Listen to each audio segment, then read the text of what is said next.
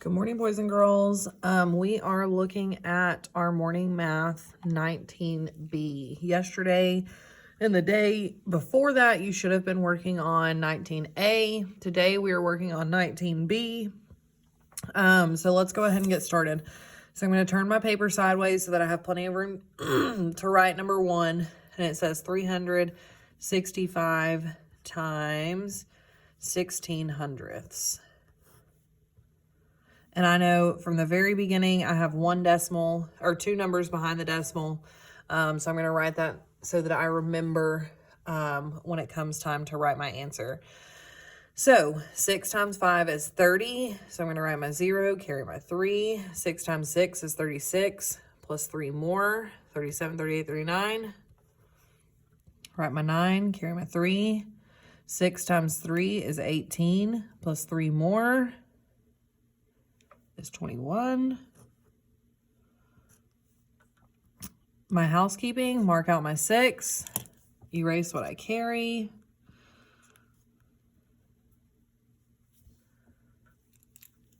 Okay, and then put a 0 below that. Now 1 times 5 is 5, 1 times 6 is 6, 1 times 3 is 3. So now I'm done multiplying. So I'm going to line, my numbers are already lined up, and I'm going to add them together. 0 and 0 is 0. 9 plus 5 is 14. Write my 4, carry my 1. 1 plus 1 is 2, plus 6 more is 8. And then 2 plus 3 is 5. And then we said up here, we have 2 numbers behind the decimal in our question, so we need 2 numbers behind the decimal in our answer. So our answer is 58 and 40 hundredths. So 58 and 40 hundredths would be our answer. Okay. Now number 2, remember the other day I told y'all I did not want you to worry about the decimal and the divisor. So we're just going to do 0 and 18 hundredths divided by 9. Okay, so we know 9 cannot go into 0 because it's too big. So 0 above the 0.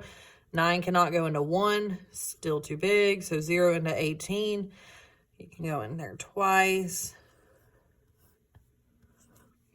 And then our decimal comes straight up, which leaves us with an answer of 2 hundredths.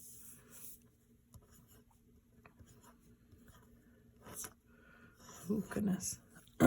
Sorry. And then if I were to go back and check using multiplication, I would do 0 and 2 hundredths times 9. 9 times 2 is 18. So write my 8. Carry my 1. 9 times 0 is 0, plus 1 is 18.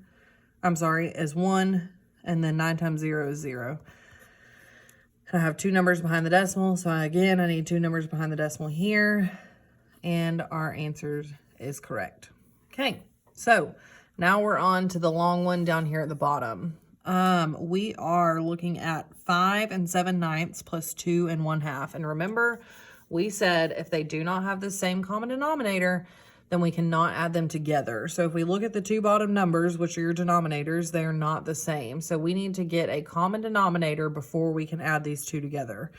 So what we are going to do is we're going to write out the multiples of 9 and 2 so that we can see what they have in common. So we have 2, 4, 6, 8, 10, 12, 14, 16, 18, 20. I think we're good there. And then 9, we have 9. 9 times 2 is 18, and we can go ahead and stop there because they both have 18 in common. So now is where we convert our fraction from this to the one with the common denominator. So 7/9 changes. What did we do to get from 9 to 18? We multiplied by 2, and whatever you do to the top or the bottom, you do also to the top. So 9 times 2 is 18, 7 times 2 is 14. And then we have 1/2. So we have 1/2. And whatever we do, or we're trying to figure out what we did to get from 2 to 18, which we know we multiplied by 9. So whatever we do to the bottom, we also do to the top. So 2 times 9 is 18. 1 times 9 is 9. So now our new fractions are 14/18 and 9/18. So I have 5 and 14/18 plus 2 and 9/18. I know that those are that's my new problem. So now let's add just our fractions together. 14/18 plus 9/18. Well, 14 plus 9 is going to give us 23/18, but that's still too big because now we have an improper fraction here. So let's break that down. If we were to take 18 out, we would be left, we have 18/18, which is equal to 1 whole. We're left with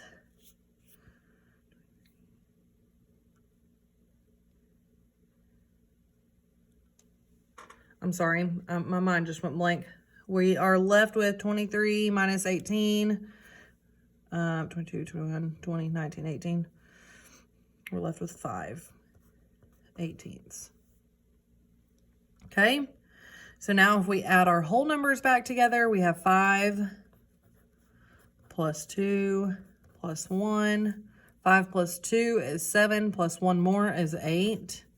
And then we add our fraction, which is 5/18. So our final answer is 8 and 5/18. So let's move on to number 4. It says 5 and 2/5 minus 1 and 2/3. And again, they do not have common denominators. So we have to find the common denominators. So let's list out the factors of 5 and 3, 3, 6, or multiples, 3, 6, 9, 12, 15, 18. We'll stop there. And then 5, 5, 10, 15. And we can stop because 15 is the one that in common. Okay, so now we've got to convert our fractions. So 2/5 is going to be what 15th? So what did we do to 5 to get to 15? We multiplied by 3. And whatever we do to the bottom, we also do to the top. So 2 times 3 is 6. So 2/5 is the same as 6/15. 2/3. Whatever, we've got to figure out what we did from 3 to get to 15. We multiplied by 5. Whatever we do to the bottom, we also do to the top. So 2 times 5 is 10. So now we're left with 5 and 6/15 minus 1 and 10/15. And remember, we cannot take a small number from a big number, so we need to go next door and we need to borrow. So I'm going to borrow 15/15 from this 5, which will change that to the 4. So now I have 15/15 plus 6/15 equals 21/15. So now we can take 10 away, minus 10/15. And if I take 21 minus 10, I would be left with 11. Sorry, my mind keeps going blank. 11/15. And then we need to subtract out our whole numbers. 4 minus 1 is 3. And then we add our fraction back in, which is 11/15. Therefore, our total is 3 and 11/15. So again, this is a lot of work, but this is something that y'all should be doing, or you are doing in math right now in your math workbook. So this should be something that you breeze through. But remember, you cannot add denominators if they're not in common. So if they're not the same, you cannot add them together. So you got to remember that. So now we are up here at the top. Number 5, it says Miss Taylor bought 12.5 yards of fabric for $3.90 per yard. How much did she spend on fabric? Well, we're not getting more fabric. We just want to know how much she spent total on all the fabric if 1 yard is $3.90. So we know 1 yard equals $3.90, but we need to know about 12.5 yards. So what we are going to do is we're going to multiply. So we're going to multiply 12.5 times 3.9. And I'm just going to drop the 0 because, again, it would be the same either way. I'm going to pull it down here. So 9 times 5. I'm sorry. We're not going to write it like that. That's too confusing. We're going to put it the way it's supposed to be. 3.90 times 12.5. Okay, so we have 5 times 0 is 0. 5 times 9 is 45. So I'm going to write my 5, carry my 4. 5 times 3 is 15, plus 4 more is 19. My housekeeping, I need to mark out my 5, erase what I carry. Excuse me. Write my 0. 2 times 0 is 0. 2 times 9 is 18, so I'm going to write my 8, carry my 1. 2 times 3 is 6, plus 1 more is 7. And again, my housekeeping, I'm going to mark out my 2, erase what I carry. And now I write 2 zeros, 1, 2. 1 times 0 is 0. 1 times 9 is 9. 1 times 3 is 3.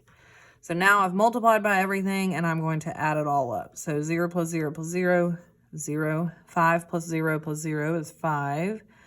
9 plus 8 is 17. So I'm going to write my 7, carry my 1.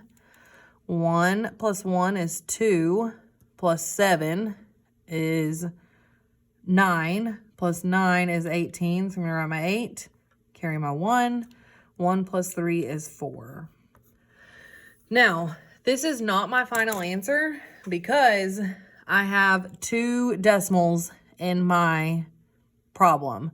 But I have 3 numbers total behind the decimal. So I need to go 3 numbers behind the decimal in this answer. So 1, 2, 3.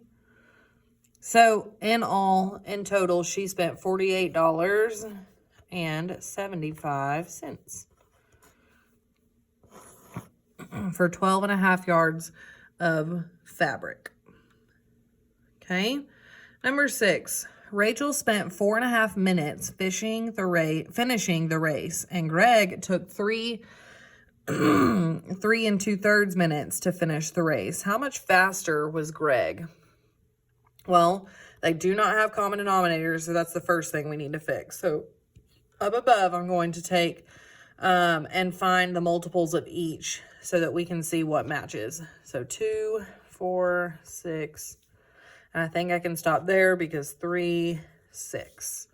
So they both have 6 in common. So now let's change our fractions. 1/2 is going to change to what 6? 2 times what got us to 6? It's 3. Whatever we do to the bottom, we also do to the top. 1 times 3 is 3. And then 2/3 will change to, we multiply 3 times 2 and 2 times 2. So 2/3 will also change to 4/6. So now our new equation is 4 3/6 plus, minus 3 4/6. We are minusing because it wants to know how much faster Greg was than Rachel. Well, it took Rachel 4.5 minutes. It took Greg only 2 2/3 minutes. So now we need to subtract. Well, again, we cannot take a small number away from a big number. or a big number away from a small number. So what we can do is we can add some more 6 to it by borrowing. So we're going to borrow from our 4, which really we're pulling out 6/6, and adding it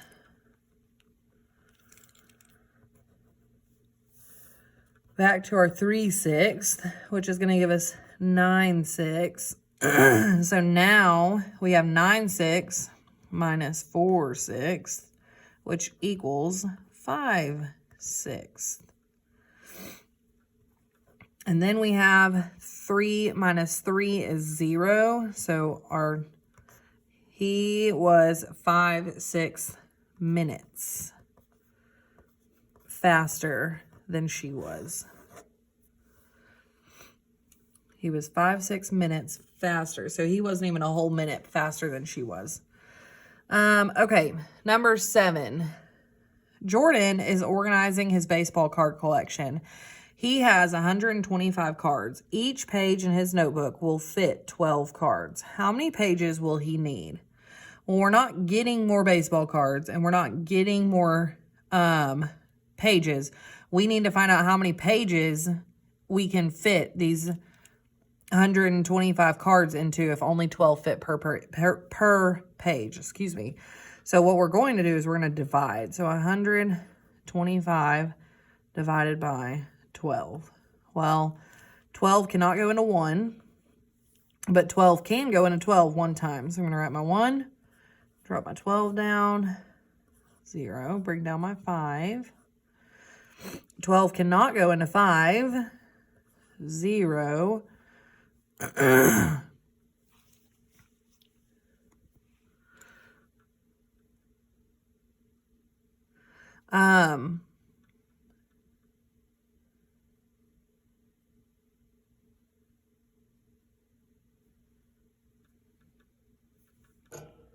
So we have 10, I'm sorry, my mind went blank, but I know what I did now.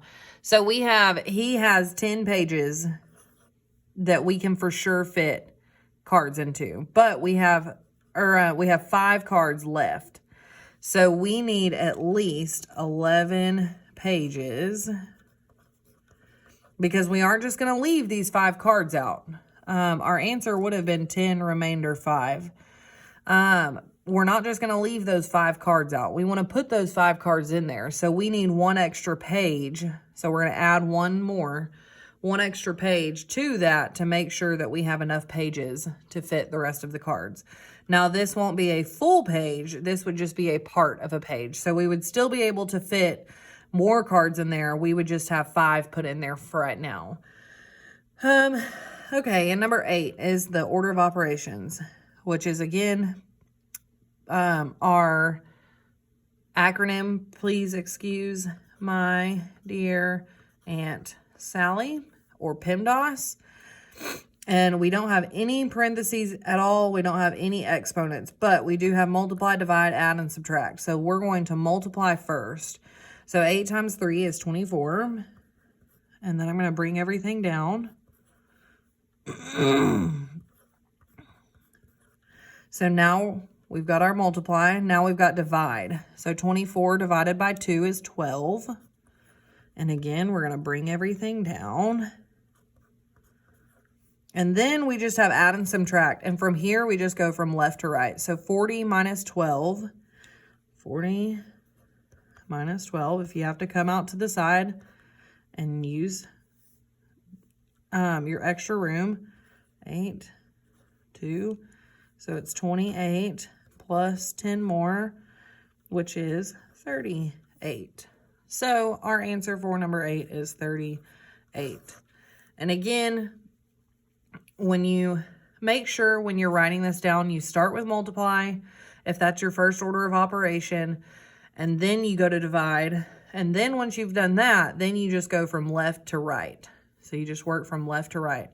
And your page should look like mine. I showed each step. So every single time I dropped down, I wrote everything out every time I changed it. And that's how I got my answer 38. Some of you aren't writing all of this out, I don't think, because I've been noticing that y'all aren't getting the same answers. And when you're not writing it all down, you're not able to see what you have added or subtracted or divided or multiplied. So you need to make sure you are writing everything down as you go. So if you look at my page right now, I've got a lot of work shown all over it for every single problem. So yours should be looking the exact same way. But if y'all have any questions, please let me know and I will be happy to help you in any way that I can. And don't forget, if you take really good notes on this page, you can use those notes to help you on your test next week. So I hope you have a great day. Bye.